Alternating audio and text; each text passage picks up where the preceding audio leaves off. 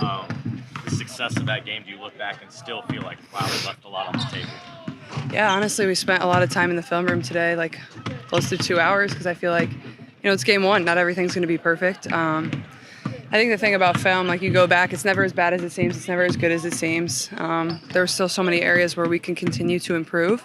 I think the one thing we did do well is when things, we weren't in the proper coverage, we weren't in the proper help side, we recovered. We made plays for our teammates. We got deflections. We had blocks. If they got O boards, we had our hands up. So I think we just made plays for each other, and that's positive. But I think we can do a better job initially from the start of certain coverages, especially on defense, and then just getting our offense to flow a little bit better.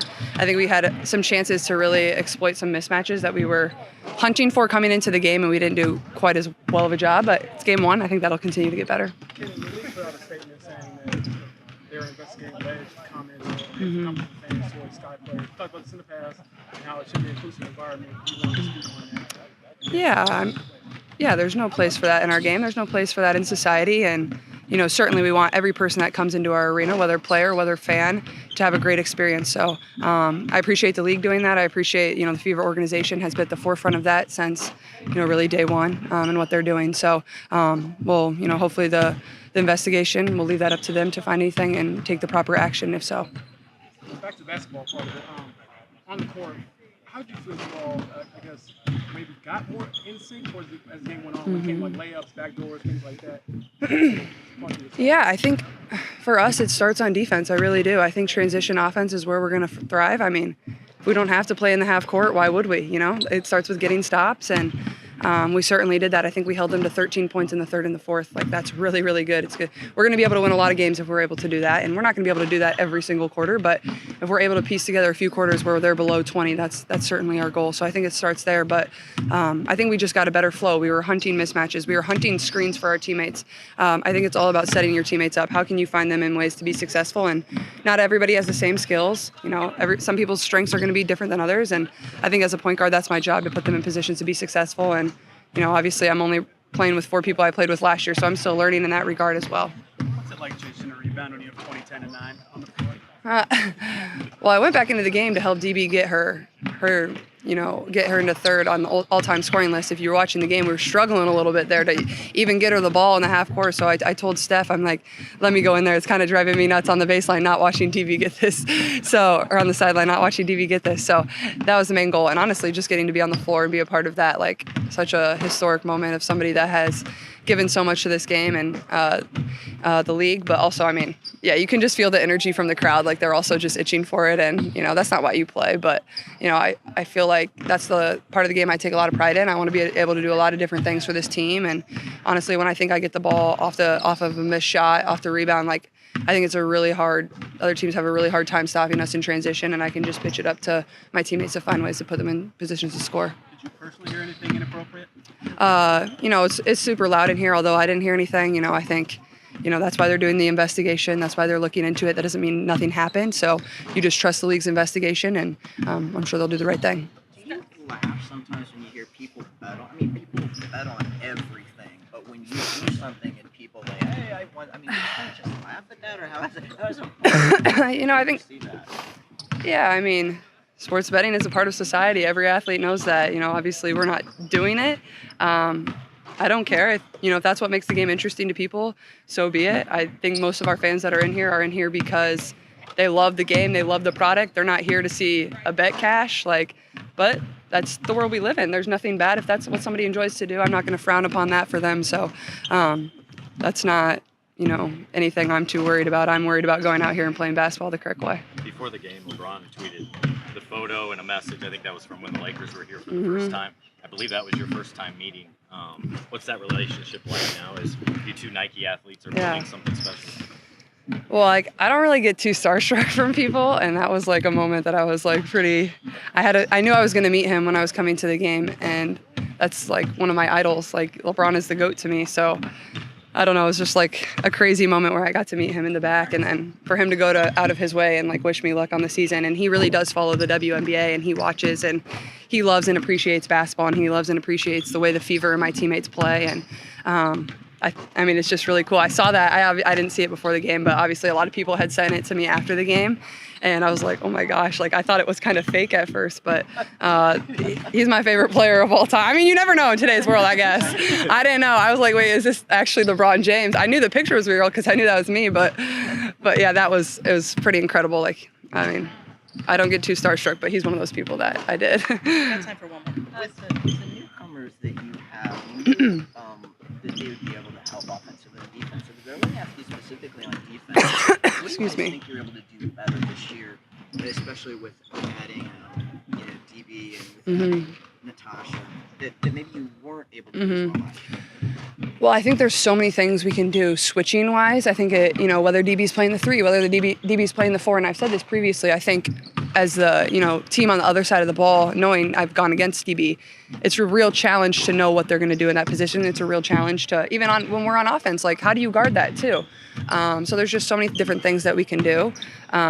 But also I think defensively, I think Bree has really challenged our group to be physical, to be up in their space. But also, like, if you're going to be physical and you're going to deny passing lanes, you're going to try to get steals, you're going to jam up handoffs, you have to have help side. So I think really rotating, helping your teammates. You're never by yourself. You're never playing just one-on-one defense. Maybe you are at the point, but you always have built-in help. So I think they've really challenged us in that way. And like I said, I think that was part of the reason we had success on the defensive end on Saturday, is because I thought we made up for certain mistakes and we had our teammates back. Thanks, guys. What did film reveal to you about that game that you maybe didn't feel in the moment? I think anytime you go back and watch the film, it's never as good as it seems, and it's never as bad as it seemed. There's a lot of areas that we can grow. On both ends of the floor. I felt like, again, when you go back and you watch it, our activity level on defense was good. Our execution wasn't. Offensively, I think we're taking away opportunities to put more pressure on the defense. Sometimes we're rushing to the next action that we're not putting first things first and executing the first action. So a lot of areas for growth and good opportunities for us to sure it up moving forward. What is the balance for you? Here are the things we did well. Let's talk about those versus we stunk at this. We got to talk about this. Yeah, I mean, we always show good things too. Well, I guess I shouldn't say always. Most of the time we show good things too, because there were some really good moments, and we want to make sure that we do balance that out. I mean, I've been a player and I've been a part of some of those film sessions where there's not a lot of great stuff, but being able to see what it can look like, how easy it can be, what really good defensive coverages look like, as well as offensively as well. So we try to go about 60-40. Caitlin was saying it was like a 2-hour session today. Yeah. Why so long, or why the extended time? Well, part of it was not related to the game. It was more just kind of, seeing practice facility, what it's going to look like. And then we went through and we went over Chicago film, and then we did some scout film for Atlanta. So it was one of those long days where you don't have a lot of time. Had a day off yesterday, so you really want to make sure we're not at the point yet where we don't need both. I don't know if we will be. So we just took a little bit more time today to work on our mental, more so than the physical. We put out a statement saying hateful comments from the Sky players may have heard. I guess, what did you have to, say in response to that, or what you say to the team about it? Yeah, first of all, we told the team that obviously we're going to cooperate fully with the investigation, but there's no place for that in our league. Whether it's at home, whether it's on the road, it doesn't matter. We want to encourage our players, our staff, to bring recognition to it in real time, if it's heard, if it's seen, or anything from that nature. But there's just no place for it in our league. I often say, it's great. Be a fan. Don't be a jerk. Be respectful and be passionate. But it's not that hard to not be a jerk. Enjoy our game. Enjoy what these women do on a daily basis. Boo the other team. All of those things. But there's no place for it in our game. Sophie participated in the open part of practice today. Just how is she progressing, or do you anticipate her being available tomorrow? She's progressing really well. I think every day we see her movement. Every day we see her more confident, a little more balanced. I know Sophie wants to play tomorrow. I know she has some more tests to go through just to see if she's going to be ready. But in my mind, I want to make sure that she's 100% ready. We've got a lot of games in a short period of time. We need her on the floor. I don't want to rush it and have any setbacks. So we'll see what her testing goes through today and what the results of that are, and then meet with the training staff and talk with Sophie about a game plan. We saw you on your game day, LeBron sending something out about about Caitlin. You talked about the city coming together. Yeah. How about the NBA and WNBA, two of the best players, supporting one another and watching each other's games for example? Yeah, I mean, I think it's again just the synergy across the boards, and these are players who respect one another's games, who watch and who value what each other brings to the table. There are very few people, in the world who can kind of understand what Caitlin goes through. LeBron is one of them. I think Serena Williams, Tiger Woods, are other ones. And so to have support from a guy like him, and the synergy across the W and the NBA as a whole, great resources for our players to be able to communicate with, bounce things off of. But obviously, even just for us as a league, the support is huge. The team has struggled defensively the last couple of years before you got here. How much of a focus has that been for you guys to be better on that end, and what did you like and not like about what you guys did in that game Saturday? I think defense has been a really big emphasis in training camp. Bree January, she's really been honest about defense. She's really over on defensive schemes, but we've been all about helping each other out, covering, making sure we know personnel, knowing our coverages, and making sure we're on the help side, and just really tightening things up early rather than later in our season. The WNBA obviously put out that statement yesterday about Hateful speech, and I know you tweeted about it yesterday as well. Just what were your thoughts on that and kind of what they're doing to that? Yeah, I mean, I think all players in W should feel safe where they're playing.